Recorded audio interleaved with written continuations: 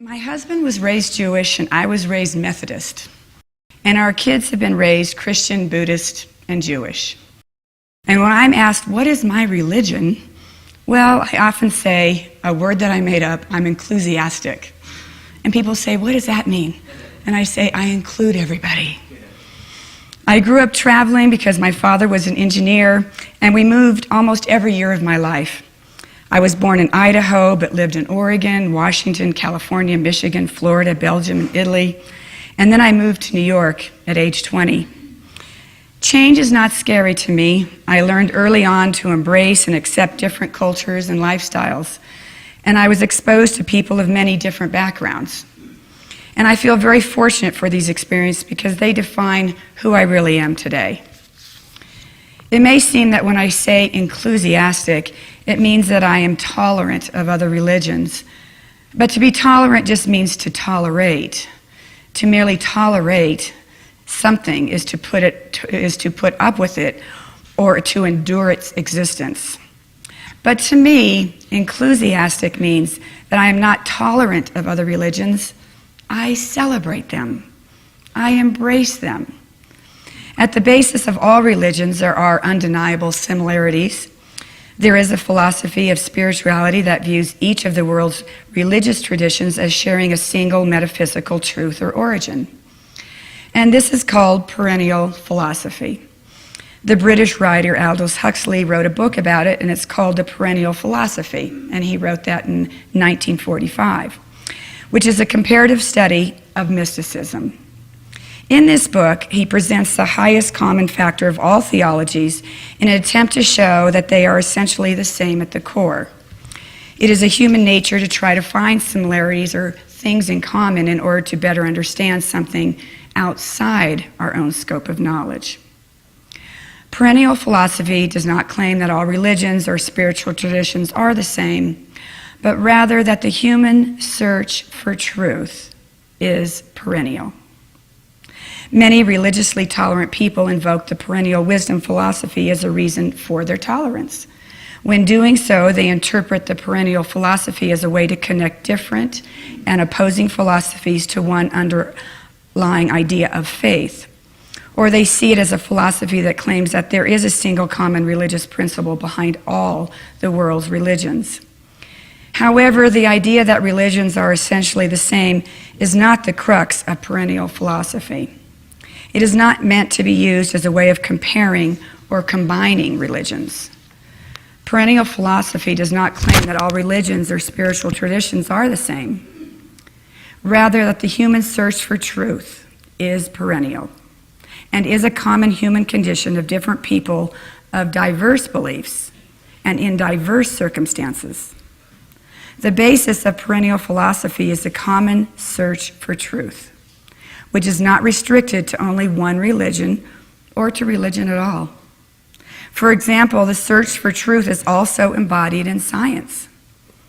We seek truth through the scientific method. We propose a hypothesis and attempt to prove or disprove it through systematic observation, measurement, and experimentation. Then our conclusions must be verified by others using the same methods. The last step is especially important because we know that humans have biases that can make them see things the way they want to see them, based on their own preconceived notions or experience. In order to reach a truthful conclusion, we have to seek further verification from others. I don't think there's an instance in the history of science when all scientists agreed. As such, the search for scientific truth is an ongoing search. Science never rests, and our scope of knowledge continues to be refined and improved. Pick any subject in science, astronomy, chemistry, physics, biology, or any of the others, and we will find that what we believe today varies considerably from what we believed 100 years ago, or even 50 years ago. We come ever closer to the ultimate truth, but we never quite reach it. Truth itself evolves based on our understanding of the world around us. This is true of science and even more true when it comes to philosophy. There is far more disagreement in philosophy than in science because of its intangible nature. There may be a dozen theories of gravity, but there are hundreds of philosophies of ethics or religion. So what is the purpose of searching for a truth that is so hard to prove? In science, the answer is that it provides us with technology and the end result which we see, and we use it every time we pick up our phones, every time we use our computer. I have minimal scientific understanding of electricity, but I flick a switch on and I no longer live in the dark. Scientists may never agree on the tenets of classical physics or the laws of quantum mechanics, but we put people on the moon and we watch it on television. What does a pursuit of truth in philosophy provide us with? It isn't something that we can necessarily see, hold, or touch, but it provides us with a map. It is a spiritual compass, a tool for navigating life. Philosophy, and religion is included in this, points us to the higher meanings and purposes of life. It makes us consider the nature of our world and ourselves, the nature of our consciousness and the relationships we have with nature and each other. It attempts to provide us with a coherent viewpoint from which to see the significance of our lives and of all of life. It links us to the past, the present, and the future. So there are many reasons to refer to the perennial philosophy and how things change over time as our knowledge evolves. Because of the internet and other technological marvels, we are exposed to cultures in a way that would astonish our ancestors. Not long ago, people rarely traveled far from their home or hometown. Now we find ourselves in a global economy and a connected world, so we have access to people and ideas that were not available to us before. In the past, people were very leery of strangers. Our ancient caveman ancestors traveled in bands of less than 100 people, hunting for food and gathering edible plants. They had to roam over very large areas to sustain even such a small amount of people. Therefore, it was somewhat natural to see strangers as competition for the small amount of available food and resources. In today's global market, where for many food and resources are abundant, we don't have the same issues. So it makes sense that in the current world situation, where we are exposed to diverse peoples and diverse beliefs, we are interdependent and need to get along with others. This is a learning process. If we are going to teach a difficult subject, we start off with what people already know and build from there. We introduce one small, different, and unknown fact at a time until finally a person knows something that they knew nothing about before. We start with the known and we move into the unknown. Therefore, it makes sense that our first inclination is to look for similarities. That's why we are drawn to believe all religions and all peoples are essentially the same and worthy of the same respect and equality. And this is certainly not a bad idea, especially as a starting point. But this is one side of the coin and a valuable piece of currency. But for me, I am fascinated by the other side of the coin, the differences. I don't use the perennial philosophy as part of the reason that I call myself inclusiastic, even though the search for truth is something we all have in common. Our similarities are only a very small part of the reason this term makes sense to me. I came to the idea about being inclusiastic by something which I learned from my father and mother, something called a sense of life. This is not something attained through the study of any philosophy or social science. It is the basic innate understanding of essential virtues and ideas and how they are expressed uniquely by every individual in how we live our lives. This was not taught to me in words, but picked up simply from the example my father and mother showed me by how they lived their lives. While I acknowledge and rejoice in the things we share, I am most fascinated and excited by our differences. Yes, we are the same in many ways, especially in our intrinsic value and the fact that we all deserve to pursue happiness in the way we feel we can best attain that goal.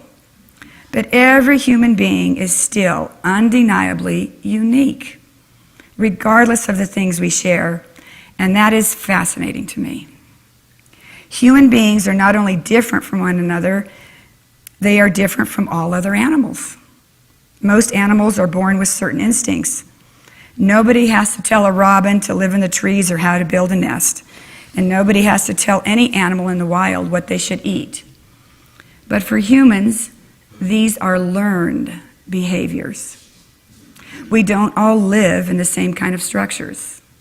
We don't all eat the same food. And we don't all believe the same things. Nothing is given to us automatically. We have to think and decide what is best for us as individuals. Because the idea of only focusing on the things we have in common can seem like a call for conformity, I firmly believe we have to rejoice in our uniqueness as well. Our differences, simply because they are different, do not make us better or worse than the next person. Our different and unique qualities do not inherently make us superior or inferior, but should be celebrated. I find it interesting that, for instance, Elizabeth Taylor has violet eyes. How different. For me, the differences among us are the most interesting and beautiful aspects of being human. But we are at our cores the same. Don't we all wish to be happy and free of suffering? How can we rationalize wanting that for ourselves and not want that for others? Most Asian philosophies are founded on the basic premise that we are all connected and interdependent. Buddhism is not alone in believing that selfishness leads us to an ugly and dysfunctional world. Even though no one overtly sets out to be selfish, we still live within the confines of ourselves, our families, our social circles, and sometimes we shut out the needs or suffering of those outside.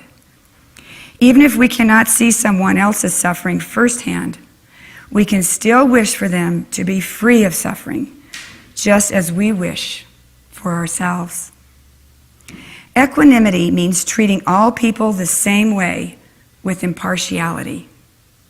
The monks demonstrate this every day in receiving people of all backgrounds and temperaments in the same way. They are free of judgment and impatience and self-importance. When confronted with a difficult person, they receive them in the same way they would a friendly one. Equanimity is our daily routine, and it's their daily routine.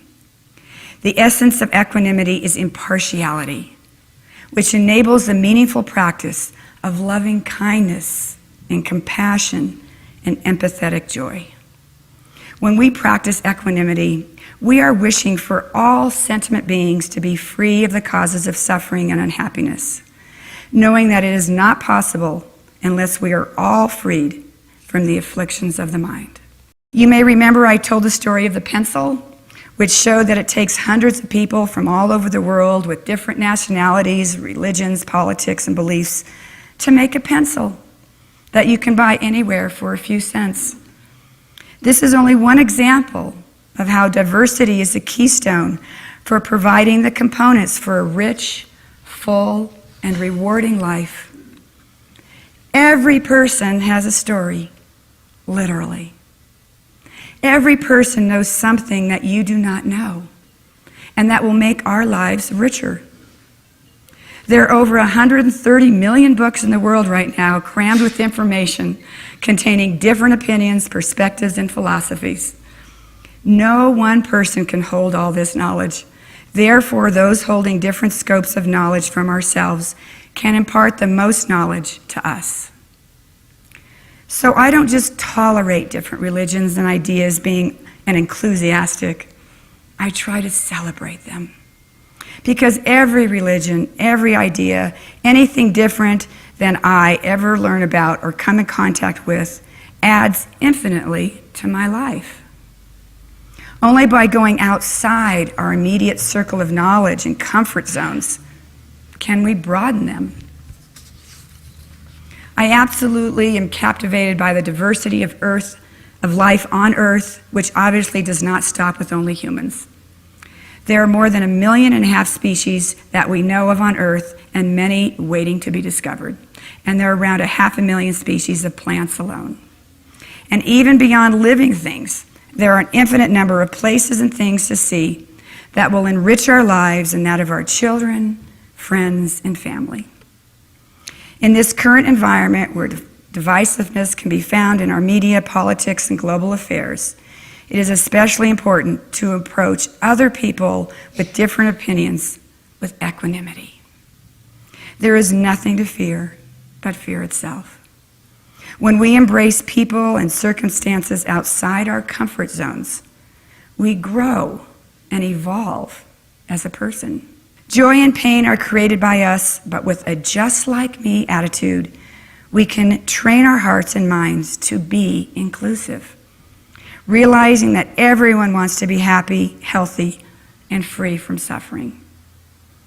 Because of the value that other people, other religions, and other ideas add to my life, I very enthusiastically want to incorporate and celebrate as much diversity as possible. That is why I call myself an inclusiastic.